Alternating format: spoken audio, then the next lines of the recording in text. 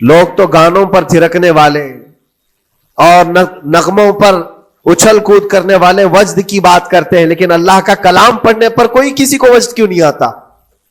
یہ ایمان کی علامت ہے۔ قرآن میں اللہ نے فرمایا وَإِذَا تُلِيَتْ عَلَيْهِمْ آيَاتُهُ زَادَتْهُمْ ایمانا، جب اللہ کی آیتیں ان پر تلاوت کی جاتی ہے مومنین پر، ان کا ایمان بڑھ جاتا ہے۔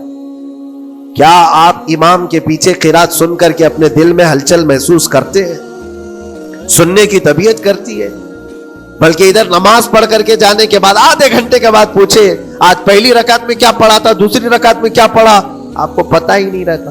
السلام علیکم ورحمۃ اللہ وبرکاتہ۔ خیال طیبہ مجھے بے قرار کرتا ہے، نبی کے حکم کا دل انتظار کرتا ہے، کوئی کرے یا نہ کرے ذکر شافع محشر، کوئی کرے یا نہ کرے ذکر شافع محشر، نبی کا ذکر تو پروردگار کرتا ہے۔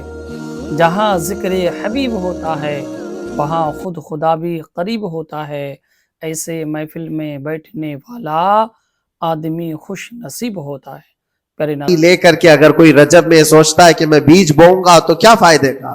زمین سخت ہے، زمین سخت ہے اور اس پر بارش بھی ہوگی تو کچھ فرق نہیں پڑتا، فصل نہیں آئے گی۔ دل کو نرم کرو۔ اور ایک علامت میں بتاؤں، اور ایک علامت کہ دل نرم ہے یا سخت ہے، اس کی ایک علامت یہ بھی ہے، اللہ کا جب ذکر کرے، جنت کا جب ذکر کرے، جہنم کے عذابات کا ذکر کرے، قبر کے معاملات کا ذکر کرے، حشر کے سوالات کا ذکر کرے، تو اس کی آنکھیں ڈبڈبا جائیں اور آنسو نکل آنے لگیں۔ قرآن کی آیتیں سن کر کے اس کا دل ہلنے لگے اور آنسو آ گئے، تو سمجھ جاؤ کہ اس کا دل نرم ہے، ابھی اس کا دل بیمار نہیں ہوا، ابھی اس کا دل بیمار نہیں ہوا۔ لیکن یہاں تو پوزیشن الگ ہے، سچویشن الگ ہے، ہم تو پتہ نہیں کن کن چیزوں میں رو لیتے ہیں، لیکن اللہ کا کلام سنتے ہوئے کسی کے کان پر جوں بھی نہیں رینگتی۔ لوگ تو گانوں پر تھرکنے والے اور نغموں پر اچھل کود کرنے والے وجد کی بات کرتے ہیں، لیکن اللہ کا کلام پڑھنے پر کوئی کسی کو وجد کیوں نہیں آتا؟ یہ ایمان کی علامت ہے۔ قرآن میں اللہ نے فرمایا وَإِذَا تُلِيَتْ عَلَيْهِمْ آيَاتُهُ زَادَتْهُمْ ایمانا، جب اللہ کی آیتیں ان پر تلاوت کی جاتی ہے مومنین پر، ان کا ایمان بڑھ جاتا ہے۔ کیا آپ امام کے پیچھے قرات سن کر کے اپنے دل میں ہلچل محسوس کرتے ہیں؟ سننے کی طبیعت کرتی ہے؟ بلکہ ادھر نماز پڑھ کر کے جانے کے بعد آدھے گھنٹے کے بعد پوچھے آج پہلی رکعت میں کیا پڑھا تھا، دوسری رکعت میں کیا پڑھا، آپ کو پتہ ہی نہیں رہتا۔ یاد ہی نہیں امام صاحب کیا پڑھ رہے تھے، میں تو دکان کا حساب کتاب کر رہا تھا، کیا خبر ہے کہ انہوں نے کیا پڑھا؟ تو قرآن کو توجہ سے پڑھے ہوتے تو تمہارے دل میں بھی وہ باتیں اثر کر رہی ہوتی۔ میرے عزیزوں، کتنے ایسے لوگ ہیں جو صرف اور صرف قرآن پاک کی تلاوت کی وجہ سے دلوں کو نرم کر دیا گیا ہے۔ میں اسی بات پر آج فوکس کر کے ختم کر دوں گا۔ رجب المرجب بیج بونے کا موسم ہے تو دل کے نرمی کے ساتھ ہی بیج بو، کیونکہ یہ زمین ہے تمہاری، اور زمین نرم نہ ہو تو کتنی بھی نیکیاں کرو کیا فائدے کی؟ دل سخت ہے، گناہوں سے لبریز ہے، اور دل کو نرم کرنے کا علاج دو چیزیں بتائی گئی، کریں گے انشاءاللہ۔ دو چیزیں بڑی آسان ہیں، اگر دل کو نرم کرنا ہے تو دو چیزیں فرمائی گئی، کثرت سے قرآن پاک کی تلاوت کرو یا کثرت سے میرے نبی پر درود پاک پڑھا کرو۔ دو چیزیں کر کے دیکھو، تمہارا دل نرم ہو جائے گا۔ اور بھی دوسرے علاج بھی میرے آقا نے فرمایا۔ ایک صحابی آئے تھے، انہوں نے عرض کیا یا رسول اللہ صلی اللہ علیہ وسلم، لوگ آپ کے پیچھے نماز پڑھتے ہیں تو زاروں قطار رونے لگتے ہیں، جب آپ دعا کرتے ہیں تو وہ دھاڑے مار کر کے روتے ہیں، میں کبھی رو نہیں پاتا، میرا رونا نہیں آتا، میں بھی قرآن سنتا ہوں، میں بھی آپ کے پیچھے نماز پڑھتا ہوں۔ تو حضور پاک صلی اللہ علیہ وسلم نے فرمایا تمہارا دل سخت ہو گیا ہے، تمہارا دل سخت ہو گیا ہے۔ انہوں نے کہا کیا کروں، علاج کیا ہے اس کا؟ وہ مسیحا امت ہے میرے آقا، ہر ایک کا علاج جانتے ہیں، کس کو کون سا علاج دینا ہے۔ نبی پاک صلی اللہ تعالی علیہ وسلم فرماتے جاؤ کسی یتیم بچے کے سر پر ہاتھ پھیرو، اللہ تمہارا دل نرم کرے گا۔ ان کے لیے وہ علاج رکھا گیا تھا، جس کو جیسا علاج بتایا میرے آقا صلی اللہ علیہ وسلم نے، کسی یتیم کے سر پر ہاتھ پھیرو دل نرم ہوگا، لیکن دل کے نرم ہونے کے علاج اللہ کے نبی صلی اللہ علیہ وسلم کے شفا خانے میں ہے۔ ہاتھ سے آپ کثرت سے درود پاک پڑھو، پھر دیکھو آپ کے دل کے اندر انقلاب آتا ہے یا نہیں آتا۔ آپ کے چہرے کا نور بڑھ جائے گا، زبان کا اثر بڑھ جائے گا، عمل خیر کی طرف رغبت بڑھ جائے گی۔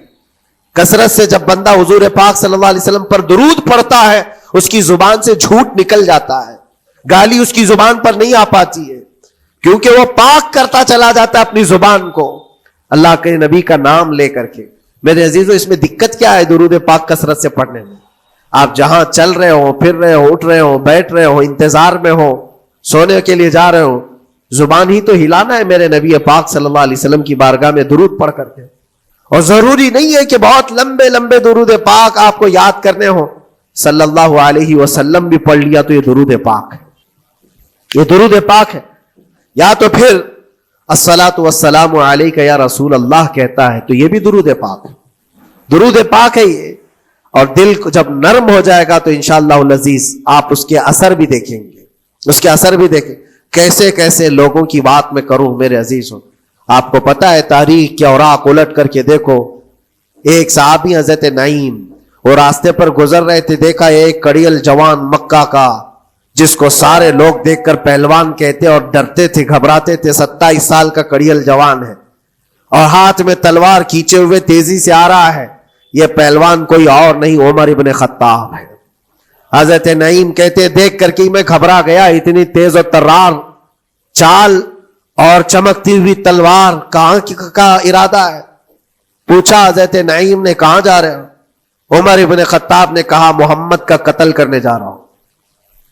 معاذ اللہ رب العالمین، اس لیے کہ ایمان لائے ہوئے نہیں تھے۔ یہ دلوں کی سختیاں ہیں، یہ دلوں کا منجمد ہونا بتا رہا تھا کہ وہ نبی پاک صلی اللہ علیہ وسلم کے قتل کے لیے نکلے۔ حضرت نعیم نے صرف راستہ روکنے کے لیے ان سے کہا ان کا بعد میں قتل کرنا، پہلے تیری بہن اور بہنوی کا گھر بھی دیکھ لے، وہ بھی تو کلمہ پڑھ رہے ہیں، وہ بھی تو کلمہ پڑھ رہے ہیں اسی رسول کا۔ تو غصہ اور بڑھ گیا کہ میرے گھر میں یہ ہو چکا ہے، میں تو جس کا قتل کرنے جا رہا ہوں وہ میرے گھر تک آیا ہوا ہے۔ کہا پہلے میری بہن اور بہنوی کا کام تمام کرتا ہوں۔ اسی غرض سے وہ آئے تھے، اور جس وقت اپنے بہن کے گھر کے باہر کھڑے تھے، اتفاق ایسا کہ اندر سے قرآن کے پڑھنے کی آواز آ رہی تھی۔ ایک صحابی حضرت خباب، وہ قرآن پڑھا رہے تھے حضرت عمر کی بہن کو اور ان کے بہنوی کو، اور کیا بہترین انداز رہا ہوگا، جو رسول اللہ سے ڈائریکٹ سنے ہوئے لوگ تھے، اللہ کا کلام اترا ہوا ہے جن کے اوپر، وہ اس وقت حاضر رہے ہوئے لوگ ہیں، قرآن کو پڑھ رہے تھے۔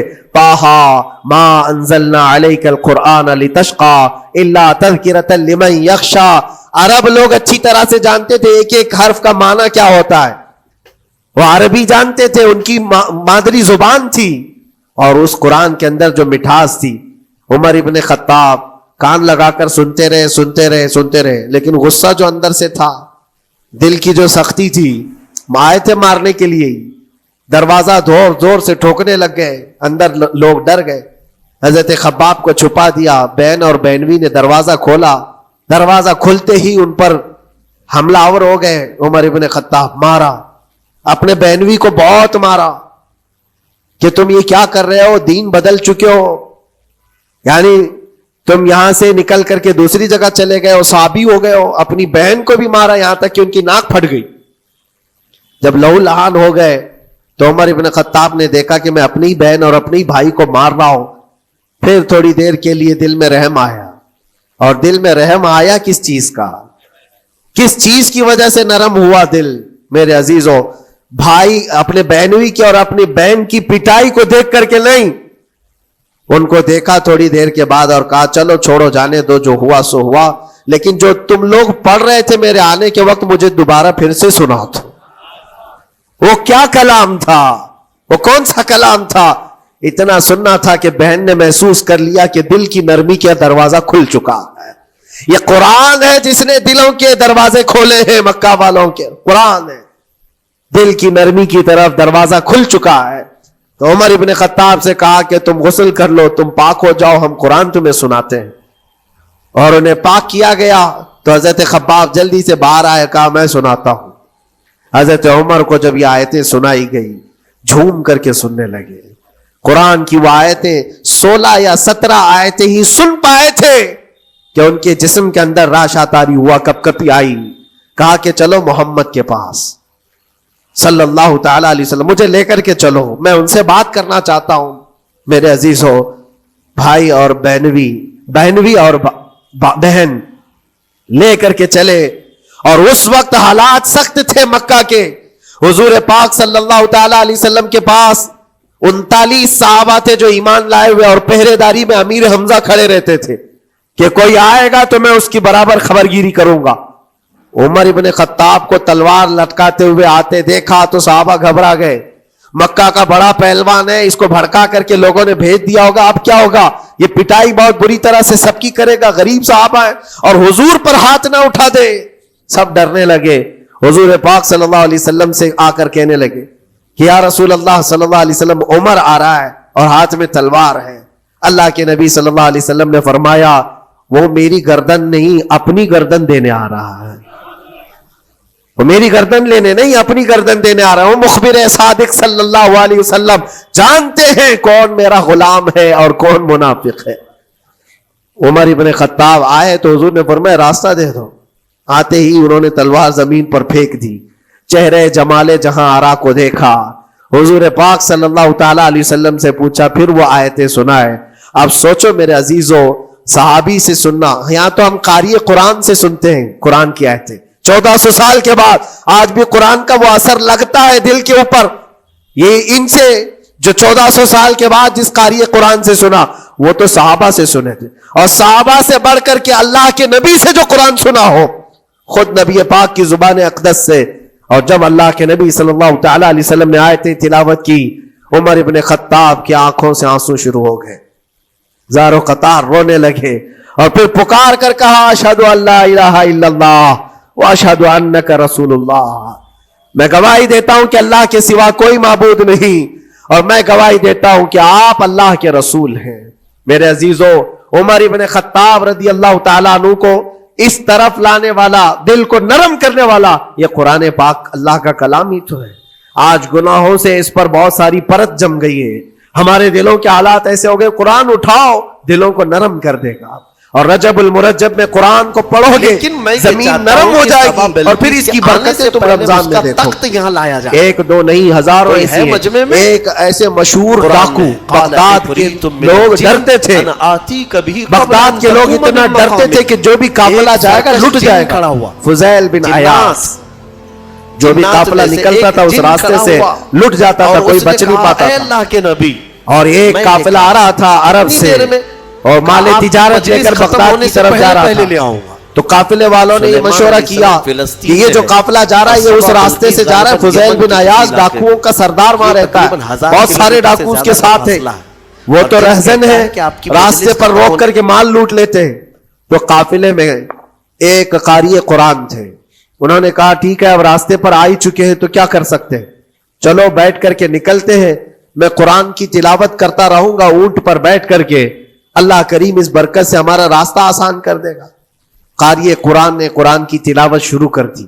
اور جب وہ راستہ آیا جو فضیل بن عیاض کا تھا، فضیل بن عیاض ایسی ڈاکہ زنی اور ایسی رہزنی میں مشہور آدمی، جن کے آس پاس، جن کے ہاتھ کے نیچے 1000 سے زیادہ ڈاکو کام کرتے ہوں.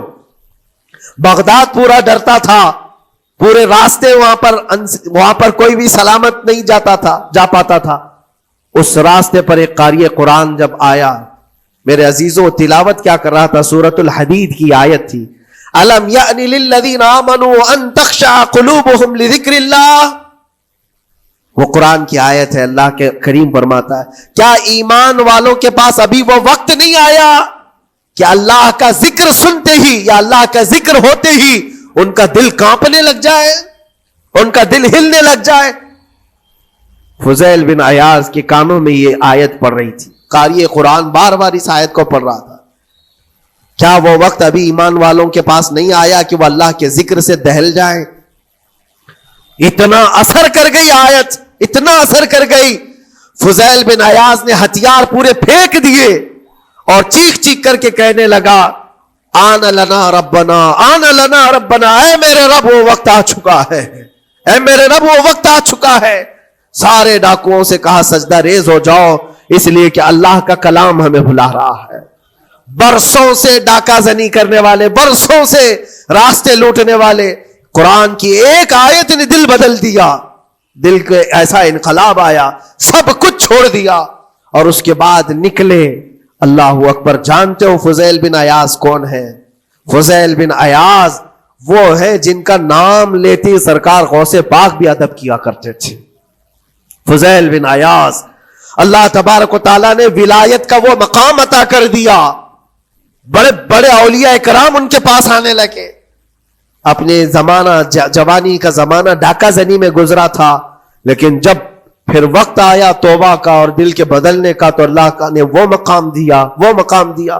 तारीख में आज भी मौजूद है कई सिलसिले ऐसे, सिलसिले चिश्तिया में, और कई सिलसिले ऐसे जो फुजैल बिन अयाज से होकर हुजूर पाक तक पहुंचते। फुजैल बिन अयाज उनका नाम है। इसलिए मैं कहता हूं मेरे अजीजों, कुरान पाक ये दिलों को नरम करने का सबसे बड़ा इलाज है।